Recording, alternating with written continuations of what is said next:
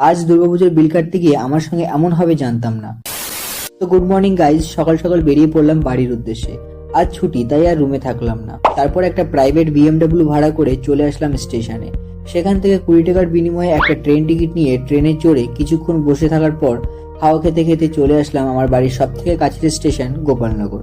সেখান থেকে একটা অটো ধরে মাত্র 3.5 ঘন্টা জার্নি করে চলে আসলাম বাড়ি এসে সকালের খাবারটা খেয়ে বিকাল বিকাল বেরিয়ে পড়লাম গ্রামের হালচাল দেখতে। তারপর সন্ধ্যায় একটা জিনিস কিনলাম, এটা হচ্ছে ঘটি গরম।